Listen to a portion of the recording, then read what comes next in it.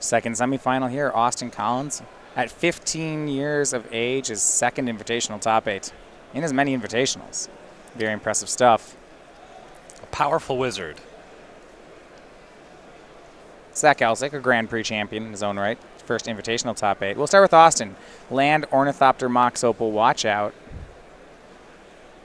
2 signal pests, not the follow-up I was hoping for. Okay, Steel Overseer is the really scary one on turn 1, but 2 signal pests, nothing to sneeze at. This is 4 damage on the second turn of the game.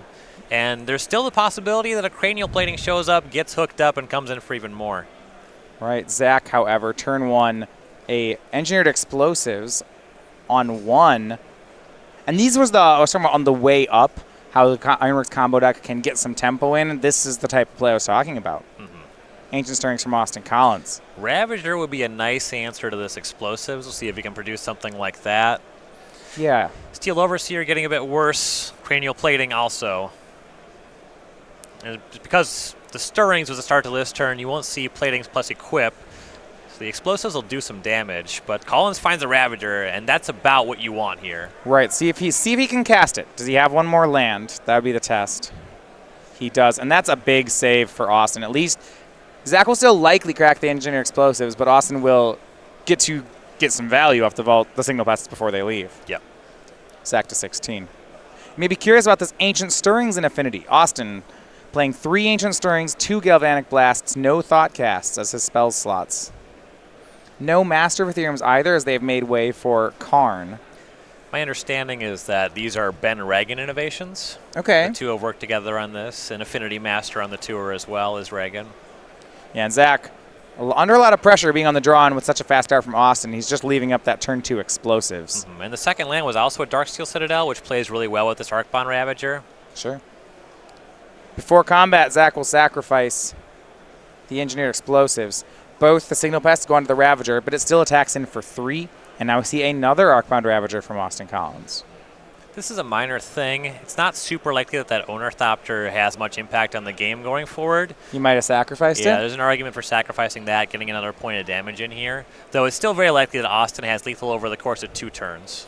Yeah, I mean, if you want to get really aggressive, you could have sacrificed an Ornithopter and a land. Yeah, given that you're missing a mana source, sometimes you want to cast 3s. So in this matchup, the only one that really matters would be Cranial Plating plus Equip on the same turn.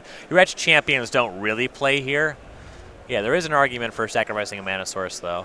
Yeah, and at that point, I think you count out just whether it affects your clock. Yep.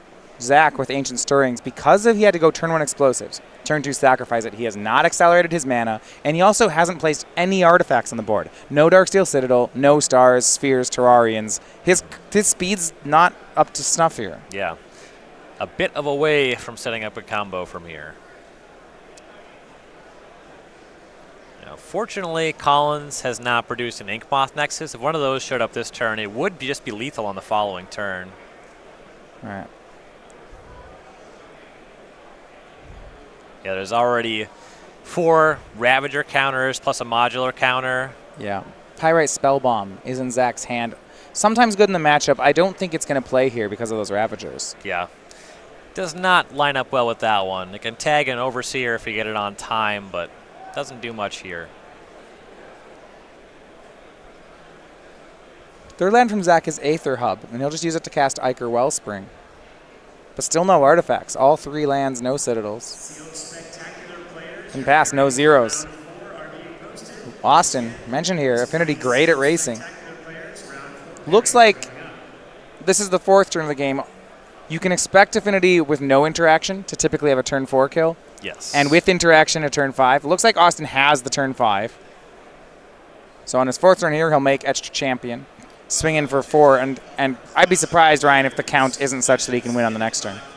Yeah, he'll definitely be able to win on the next turn. All of the permanents currently artifacts. It's 2 Darksteel Citadels. The attack here with no sacrifices puts Elsik to 9. You have the baseline 4 power plus this Etched Champion, plenty of extra artifacts to throw. And he's actually just tossing his mana sources and coming in for 6 here. Very easy to see how this is lethal on the following turn. Yeah, Zach down to 7. And I like how I made them both 3s, splits them evenly, also protects them both from Pyrite Spellbomb. Zach has to win this turn. He doesn't have a control card that can keep him alive. Right. Now, don't know if he has an Ironworks available. There is a Darksteel Citadel as the pickup for the turn, so if he does have it, he has 2 artifacts as a starting point. It's not a lot to go off of, but Citadel's the best possible land. Yeah, if he had... Here's Opal. I mean, that's the best. That's huge. Opal, Citadel, Scrap Trawler, Ironworks. If he has them all, I think we can do it. Starts with 4. Here's Croc Clan Ironworks. He left up the Buried Ruin. But does he have Scrap Trawler? That's a big question. Right. The setup already gives him the redraw by sacrificing the Wellspring, though you're going down resources every time. Your Trawler gets a little bit worse. Yeah, when you sacrifice the Wellspring, then even if you find the Trawler, there's only zeros in play as far as artifacts are concerned, unless we start talking about sacrificing Croc Clan Ironworks. I can't really do that. Yeah, it doesn't really get you anywhere. 2 mana from the Wellspring. He'll draw. This is not a powerful spot to combo from. And you can't draw in any kind of configuration with engineered explosives, partly because you're down to colorless mana. The other thing, you have a range of mana costs, 0s, 2s, a 3, and the Ravager is just modular onto whatever you don't hit. Yeah, even if he were to make enough colored mana to EE on 2, we'd just see a big etched champion. Yep. Goes through a Chromatic Star to dig a little farther. But Zach, looks like it's lands, another KCI, and a Pyrite Spellbomb. None of those play here. Nope. He can cycle through the Spellbomb.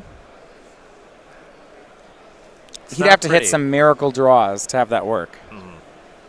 But he'll do it. Down to 2, down to 1. Draw. Scrap Trawler, I believe, needs to do this with only a couple redraws. But Mox Opal won't do it. And Zach goes to 3 mana. Plays another Opal. Buried Ruin. I believe back the Wellspring. Still digging. Gets back Iker Wellspring. This is his last redraw as it stands, are these 2 cards off Wellspring. He's used his land drop. His hand is just lands and Wellspring, so nothing else plays. Sacrificing Darksteel Citadel. Here's Wellspring at 1. Draws Mind Stone. That's a very expensive redraw. Sacrifices Wellspring up to 3. Now, this... I was going to say he took himself off Metalcraft, but back on. Here's Chromatic Star. Up to 4 to redraw. Plenty of mana. Iker Wellspring, we're still going. Yeah, a lot of redraws. This is what the deck does. Yeah, down to 2 to draw. Mind Stone. Sacks it up to 4 to redraw. Ancient Stirrings. And we need to stop him here, actually. Hold on. He cannot cast that. Yeah, he lost Metalcraft when he sacrificed the... Yeah, the judge shut up that. So we're going to assess what's going on here. The judge will... We'll let you know how the judge ruled on that one. There has been a game, you know... Because Zach has the artifact, he likely can fix this. We'll see what the judge rules. There's whether Zach has other warnings for this already. Right. Yeah, he'll have to cast a different artifact before he's able to do that. He has access to that. Right. So, and we see our head judge now coming over to make a ruling here. There is a pretty obvious rewind. So, you know, this isn't... There should be some options, but we'll go ahead and let you know when we know how the judge wants to fix this board state. I mean, I have no idea. Yeah. This is a new one to me. Right. As far as does he shuffle and get a new 5, or does he look at the exact same 5? Right. Looks like they'll have him shuffle the deck. So they're rewinding. The Ancient Stirring is improperly resolved. They're going to rewind. He shuffles. Those. Yeah. Now, yep. Typically, if there is a rewind, any additional cards seen, you are going to shuffle those. So that's pretty standard. The illegal game action was tapping Mox Opal, so they're going to untap Mox Opal because that was illegal. We go back to the game state before Mox Opal was tapped. Everything was good then. Yep. So the judge brought it back to that spot and then says, "Do you have any, all right, the legal action was made. Do you have any warnings for this?" No. Okay, now you do. And now Zach makes Mind Stone, cast Ancient Stirrings. He has picked up a warning for this. Needs to be more careful. Ancient Stirrings, he was hoping it could find a Scrap Trawler, but it does not. It does find an Iker Wellspring, though. Yep, mana neutral draw 2. About as good as they get in the deck. Yeah. We'll go for that down to 0. Iker Wellspring draws. Still hoping for that Trawler. Sacks it again up to 2, a second draw. Another Iker Wellspring draw. There's Scrap Trawler. We might have a combo. And now Zach knows he found the relevant piece. You see him slow down and evaluate. Can I do this? I think he can. Floats a mana off Mind Stone, makes a mana, and sacrifices the Mind Stone. So that's 3, spends it all on Scrap Trawler. And it looks like that's going to be a scoop here from Austin Collins. Yeah, 1 turn short there. Needed a different draw. As I pointed out earlier, Nickmoth Nexus on an earlier turn. That would have been able to get him there, but he's just kind of doing his thing. Don't really have much in the way of interaction, about no interaction in a matchup like this. Yeah, and that was a close combo there. Zach was really on his last redraw for a while. Now, Iker Wellsprings are great in that situation. And he did redraw eventually into Stirrings, which found him into redraws. And once he on the scrap trawler, he's good to go. Yep. A tough loss for Austin Collins. He's on the play. And I think, Ryan, game 1, that draw was one of the better chances he has. Yes. Well, I'll get a chance to do it again. Game 1, game 2, Austin will be on the play again, and we'll be back with that after a quick break.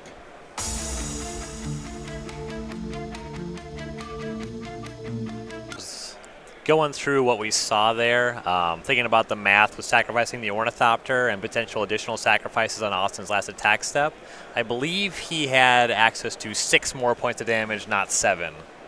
Okay. So it looked like if he maximized, he'd still have been 1 short. Austin keeping a 6-card hand. Scry's the bottom, turn 1 Vault Scourge. A little less exciting than last game. And Zach, speaking of less exciting, Darksteel Citadel go. No fireworks just yet. Usually the deck has a turn 1 play. A little surprised to not see one. There's plenty of hands that are heavy on 2s, and you can slow roll a Mox Opal. Yeah. Springleaf Drum, swing for 1 from Collins. Looking for that payoff card. Does he have one? He does not. Doesn't have anything that costs 1. Passes with a mana left over. Inventor's Fair from Zach Elsik. Mind Stone. Mox Opal. You know, Ryan, if you hadn't gotten rid of the bingo cards, I think I'd be getting a bingo right now. Yeah, probably. I'm just going to say that's the lowest of tactics. Inventor's Fair is going to gain a life here. That was a 5 in a row. I believe you. I guess we'll never know, huh? It's really too bad we don't have those cards, though. We'll find out if Collins finally has a payoff. The way things went turn on 1 and 2, this is not a very exciting hand. Kind of below par for what you want from Affinity. Well, Cranial Plating on Vault Scourge is going to swing in. We count up 5 artifacts. That's a swing for 6. Zach to 13. It's probably 2 more swings that should do it. Yeah. I guess another Plating Equip is lethal right away. That's a good find to have, though the question is, does Elsik have an Ironworks? Can we go off from here? Ryan, another Plating Equip isn't lethal because I gained a life off the Inventor's Fair. It's only 13. Yikes. I love stuff like that. Karkline Ironworks. Yeah, is there another turn? Zach, turn 3 Ironworks. Can he win? We'll see. Mox Opal, 2 colors. If he has a scrap trawler, this is one of the great draws of the deck. Zach's moving pretty fast. I'd be concerned if I were Austin. Yeah, here's Trawler, down to 1 colorless. Uh-oh. Mox Opal. No, this is a win. Green. I mean, it's not a straight loop as we can tell right now, but this is a strong spot to be coming from. I've never seen them lose from this spot. It doesn't happen very often. Wellspring makes 2, draws a card, gets back an Opal. Sacks the Inventor's Fair. Oh, he had an extra mana. Gets Mirror Retriever. This is a loop now. Yes. Well, no, he needs actually a 3 or a 4 in the graveyard first. Mox Opal. Mirror Retriever. You get a lot going once you have Retriever plus Scrap Trawler. Yeah, I mean, he's anyway. not going to miss. Yeah. Sacks Opal up to 5 mana total. We'll see what loop he wants to demonstrate.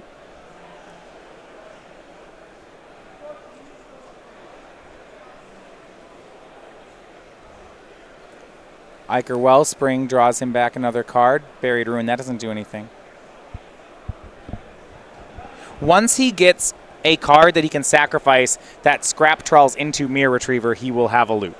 And that Karkline Ironworks he drew should do it. And he says, Ironworks, Opal, Mirror Retriever, that's infinite mana. And Austin says, yeah, it is. Picking him up. And again, Ryan, we see Zach Elsik sweep through the pre-board games, just like he did in top 8. Yep. Game 1, the explosives was beneficial. It's one of the problems. But persistently through games 1 and 2, the issue is that the combo is just very fast. It takes Affinity's very best draws to win before that can happen. Yeah, Ironworks does have turn 3s, and you have to be careful about that.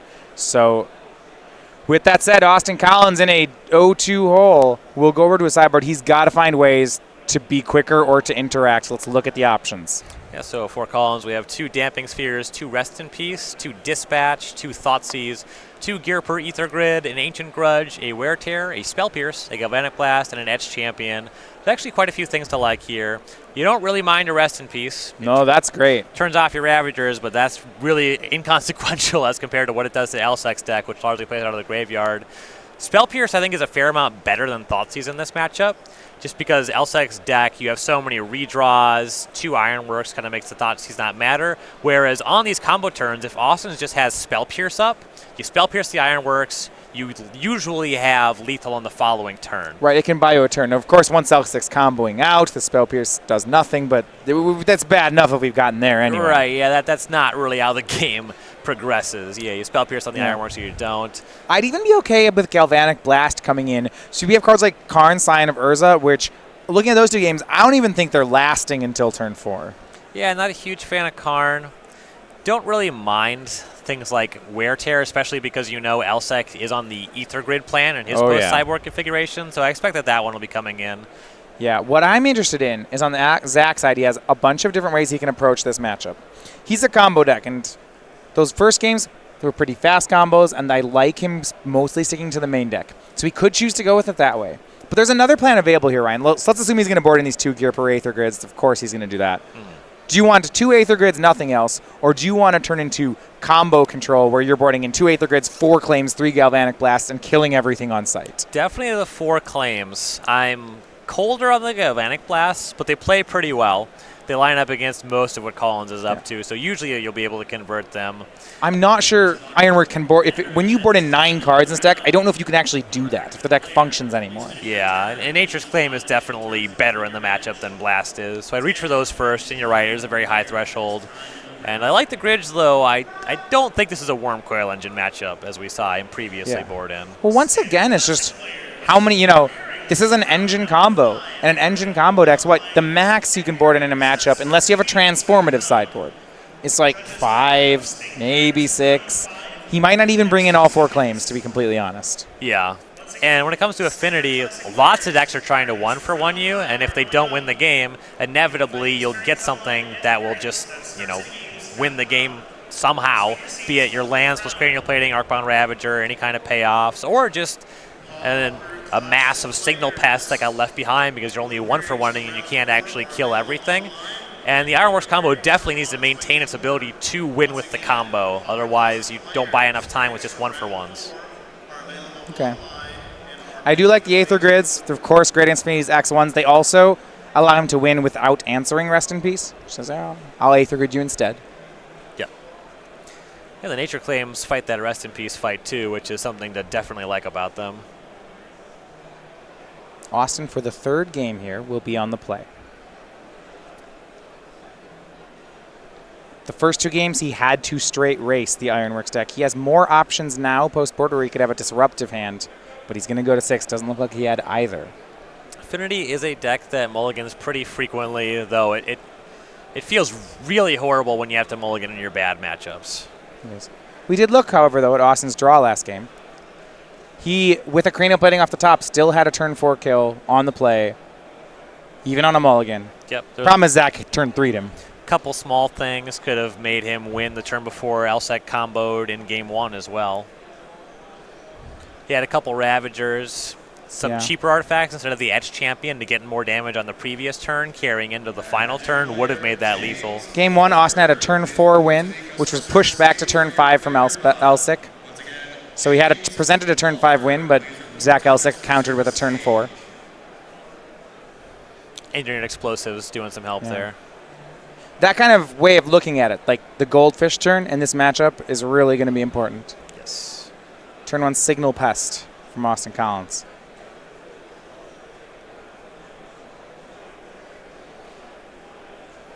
Citadel, Star, Pass for Elsik.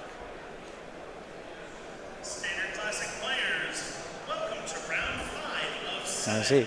Opal, Damping Sphere from Austin Collins. This is a great board card, and it's another must answer for Zach Elsik. He certainly can't win through it. Yeah. Your spells just get progressively more expensive.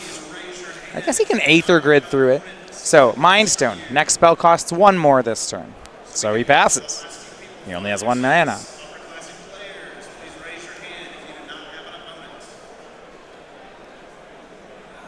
That die there, Zach reminding himself to gain life off Inventor's Fair. Yep. Austin Collins, activate a Nexus. Attack for 2 and 2 poison. It looks like he did miss the attack with Signal Pest. Yep. Said oh, I wish I Battle Cry, and Zach said, no. You swung, and Austin knows it. So 2 poison onto Zach, a bit of a miss. We'll see if that catches up to him. 2 versus 3, as long as you're able to continue. When you get the Signal Pest attack on following turns, it's going to take you 4 turns to get there if it's just 3s. Yeah, 8 versus 7 doesn't actually matter. Right. As far as how much poison Zach has remaining. Yeah. In the meantime, Zach's going to need to be able to deal with the Stamping Sphere. He has a number of options to do it. Engineered Explosives, those sideboard Nature's Claims. Right, so you see Krark Clan Ironworks from Elsik. I think the options you're looking at are Nature's Claim, Engineered Explosives, or Gear per Aether Grid. Yeah, Grid still lines up very well here. Nothing has happened that has changed that. But you see how much work's being done. Krark Clan Ironworks is in play for Zach, and I believe he has a Scrap Trawler in hand. Were there not a Damping Sphere here, this game would be over. Yep. Ink Moth. You're not going to forget it this time. Pump it to 3, to 2, Battle Cry it to 3. Zach goes to 5 poison. Pass back. Austin's draw is not doing too much. 1 disruption card and an honest clock and some crossed fingers. Elsik does need the disruption. There's a few draws that make Collins swing lethal in the following turn. Right. Ravager, Plating, that stuff does it. Now, Inventor's Fair, Ryan, can be online this turn. Is there an artifact that Zach can find that solves this problem? Not on this turn immediately. You can go drum up your Engineered Explosives. Yeah, that doesn't hit for the Sphere. But he doesn't have 2 colored mana sources. He can't set an Explosives to 2 just yet. Yeah, you kind of have to hope for that one. As far as answering the Sphere, you really can't do it with much else. You can go for the Inkmoth Nexus if you tutor up the Spell Bomb. And maybe he has to, because I'm looking at the Explosives play. He'd be tutoring up Explosives this turn, cracking it next turn, and then winning on the turn where he's at 11 poison. Which, all right. There's a basic forest hanging out in the hand. Okay. Gonna crack Chromatic Star. Does he have Explosives already? I don't know if he's cracking for green. I don't think so. Now he does. Now that I wish we hadn't made green mana, but there's I mean, right, result being hindsight's 2020. He has Aether Hop, actually. Okay, so we're fine. Explosives on 2. Nice recovery. Passes. Hopes Austin doesn't draw something that kills him. And leaving up the Explosives on 2, that stops Plating from being lethal in the following turn. Yeah, and I like how he's floating a colorless mana off this Mind Stone because Mind Stone's about to die as well. Yes. Remember, you can undo that action there. Oh, sacrifices Mind Stone for 2. Hold on, sacrifice Mind Stone for 2 colors, and then cracks Engineering Explosives right now. Cracks? Do we have a Can he just win? Turn? Okay, let's go to work. Maybe he can. Up to 3 colorless. Let's make Scrap Trawler. Spend that mana.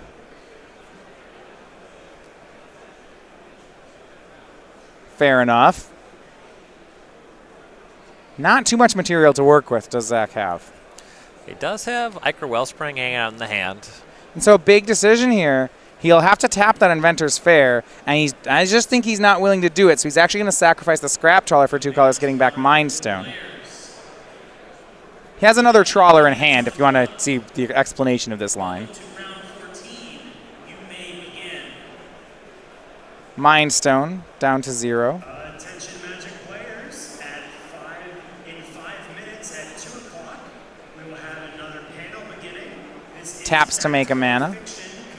So Mind Stone's going to just add 1 here. Sacrifice Mind Stone, go up to 3. Not clear immediately the line. Here's Ichor Wellspring down to 1, drawing a card. Ancient Stirring's the pickup.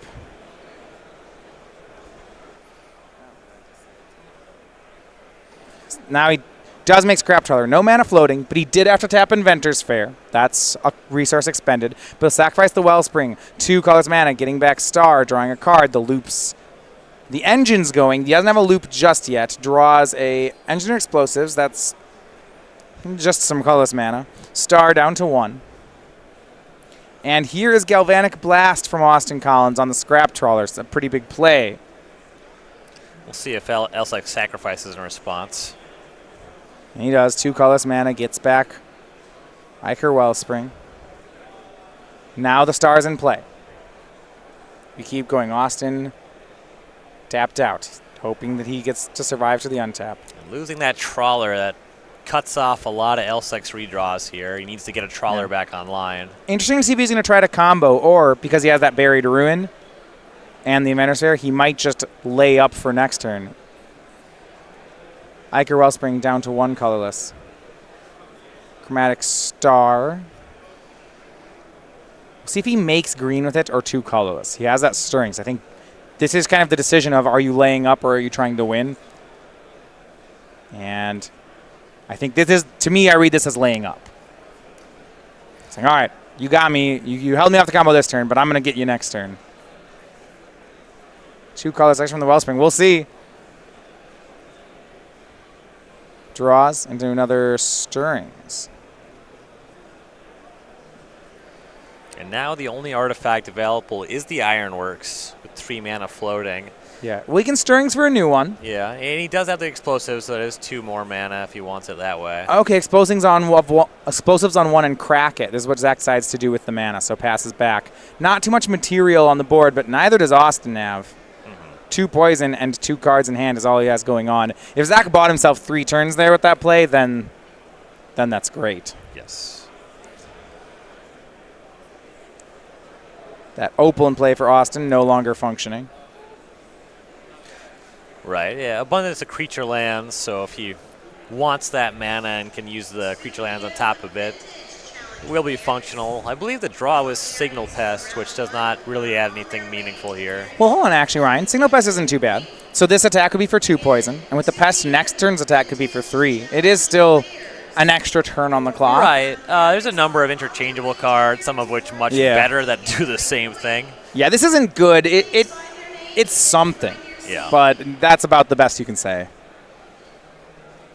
Activates Ink Moth. Now he has Metalcraft. He can swing and use Blink Moth to pump.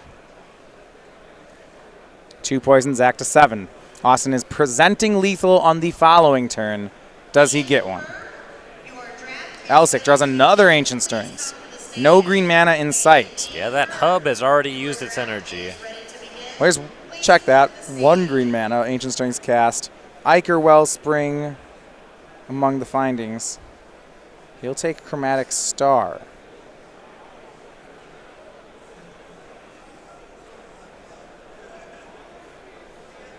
Lining up like he's going to go for a combo. We'll see how it works. For Zach, Chromatic Star. Sacrifices it for 2 colors to draw a card. Mox Opal to pick up. Looking to get a Trawler back online. Yeah. Mox Opal makes 2 mana right now, not 3. Still might be fine. I imagine there's at least one other artifact available, or do we just have Stirrings and I think we lands? have all Stirrings. That's pretty disgusting. Well, he can still cast the Trawler, but takes all his mana. He Buried Ruin it back. Opal, sack, tap fair, makes Trawler. It's not pretty.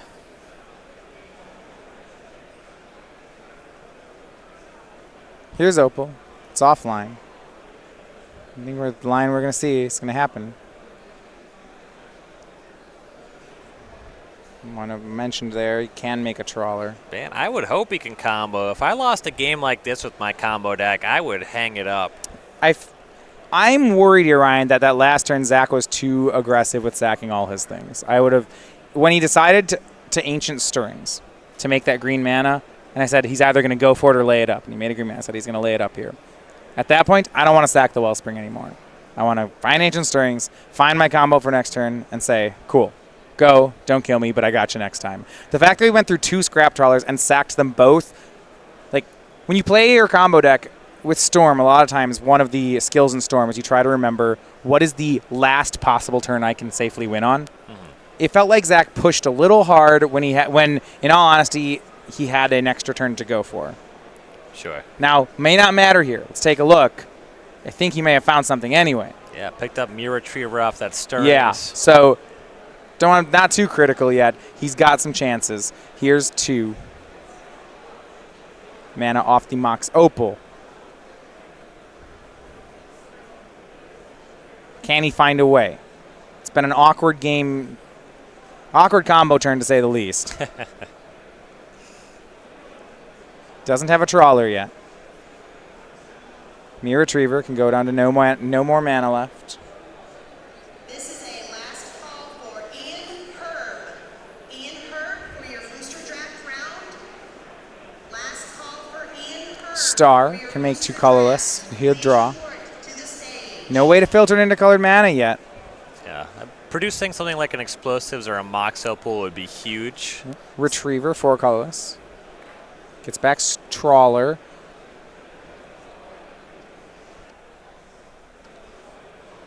And he says go. Ryan, he ran out. And he's about to run out of, I guess not life, but Yeah, takes 3 poison, picks it up. Austin Collins takes game 3. It's a spot where, Ironworks combo is a pretty difficult deck. I think it's going to be one of those where Zach's going to want to go back and watch the tape. The decision trees in your combo turns are complicated enough that it's not evident what you need to do there, but there may have been some chances. I would not make the case that I would win that game, but I think that people that play this deck should have won that game. Well, so Austin Collins now on the board with the win. Good news for Zach Elsik, he gets 2 more chances. We'll go to those in just a minute. Game 4. Austin Collins on the board.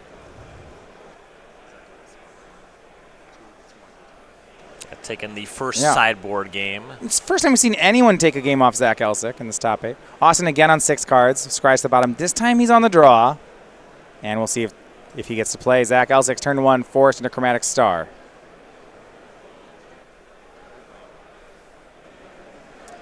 Memnite and Vault Scourge for Austin.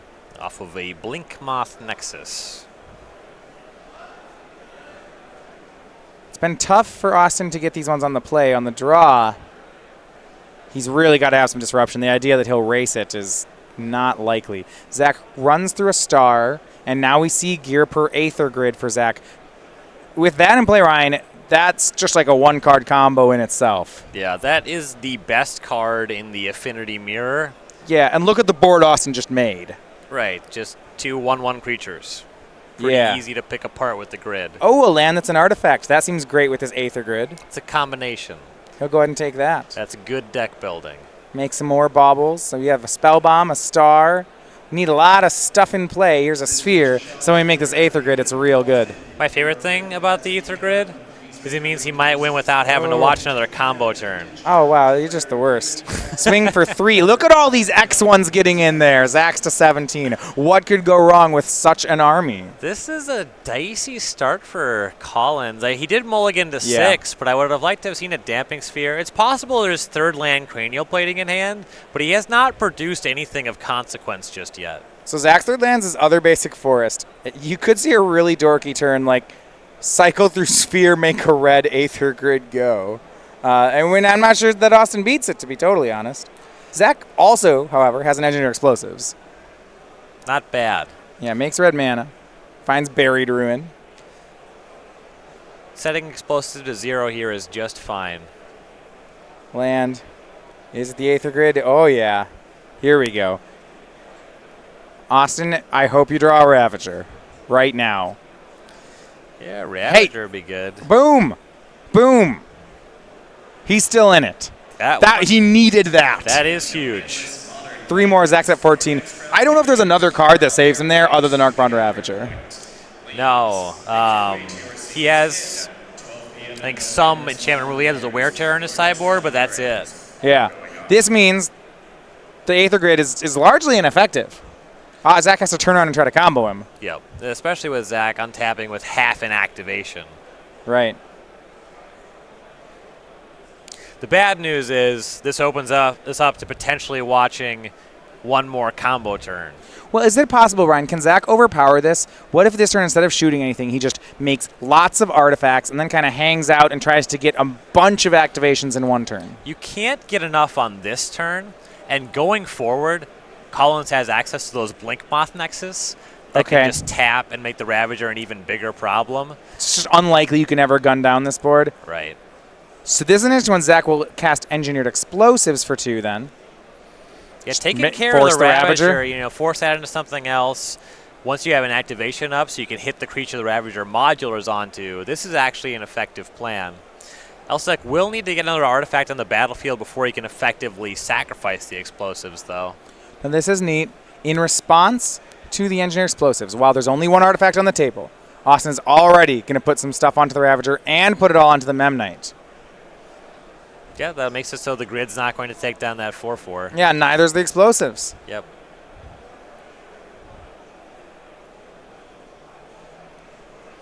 Mirror Retriever for Zach. That's going to cold our 4/4. Mem Knight's going to need some help. Typically it does. Zach at 14.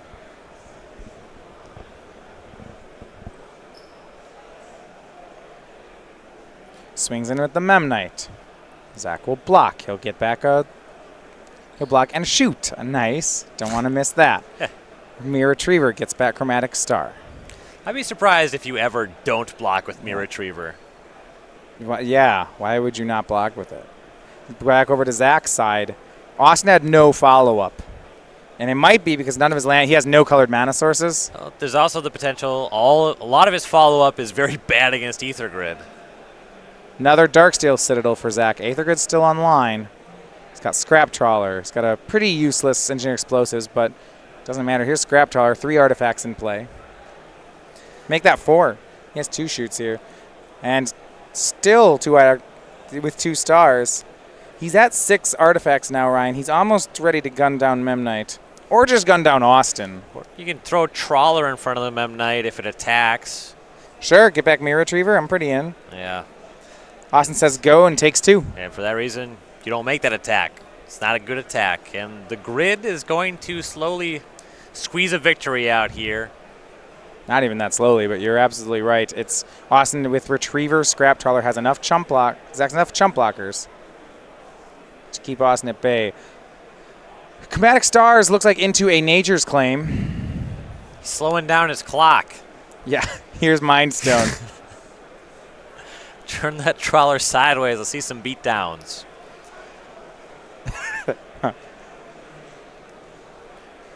Six artifacts, 3 activations. Zach passes.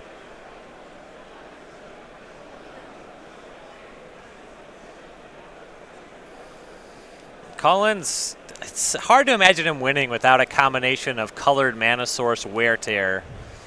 And even with that, you have to produce a bit more. This 4/4 Mem Knight's not crossing the finish line.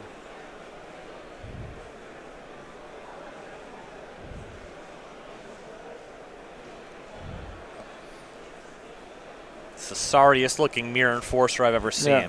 Yeah. I like the Mirror Enforcer analogy because it also costs 0. Yeah. Pretty much the same card.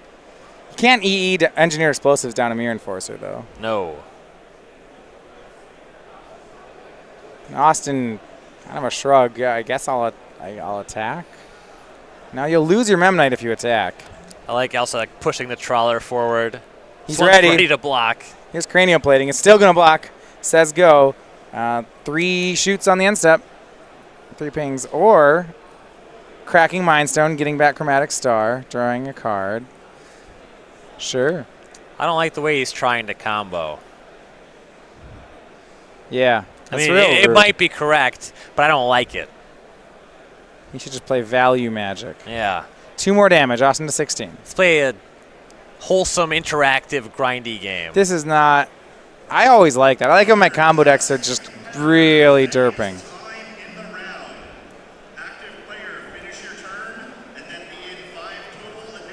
Zach, Chromatic Star is going to search. Draws him into another Chromatic Star. Very nice. Going to make that. Another star. Just got some lands. Maybe use this Buried Ruin at some point. Just cast artifacts, activate the grid, whatever. Just no rush. Just get lots of artifacts in play. Enjoy your time. Buried Ruin back that Mirror Retriever. That's a nice turn. That's a real slow play. Heard it's beautiful in Girapur this time of year. Let's just take some time to appreciate that. All right, go. Love it. There we go. Another star. That's what I want. 1, 2. We got 6 artifacts in play. 2 Buried Ruins. Just have it all.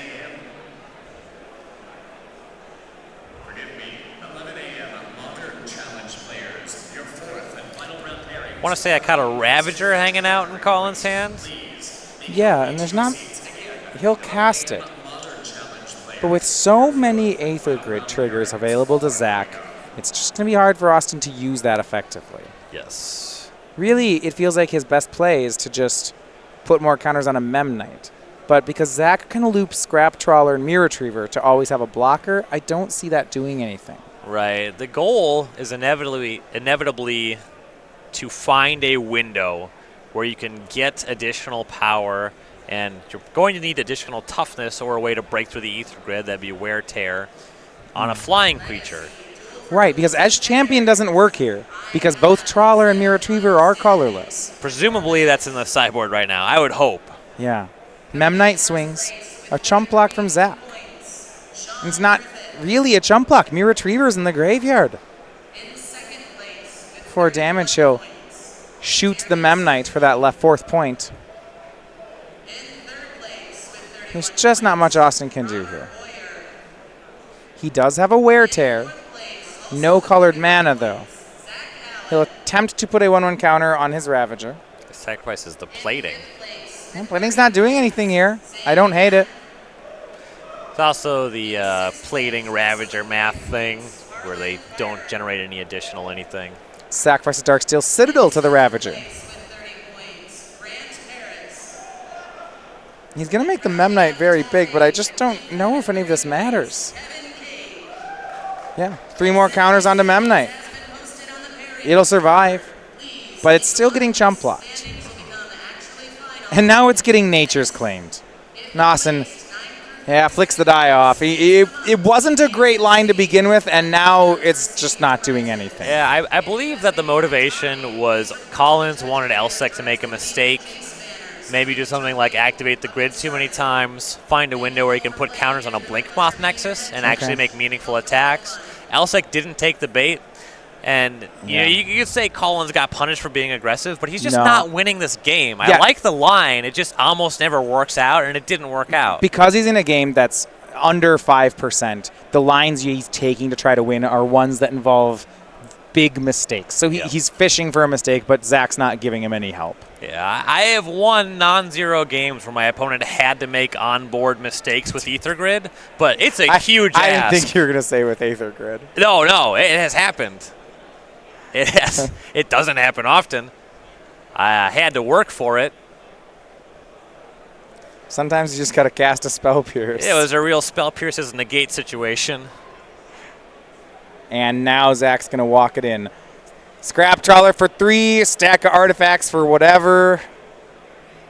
Acre Wellspring because drawing cards is nice. I'll agree with that. And Austin down to 10. This is going to be a quick finish. I like this control deck. And Austin did have a window. Remember, he was on a mulligan to 6. He did have Wear Tear in his hand this entire game. And it's the kind of situation where, he had an answer to the Aether Grid, but he was 2 colored mana sources short. Wasn't able to convert them. Even if he draws them now, it just doesn't matter. He's too far behind. And that's frequently just a choking point when you play the Affinity deck. You play a lot of colorless lands, very few colored mana sources. You find yourself off sometimes. And Austin a chump block. And there's the handshake. Zach Elsik with Krark Clan Ironworks wins this one 3-1. Recovers in game 4 in one matchup that was just, he felt ahead in all 4 games.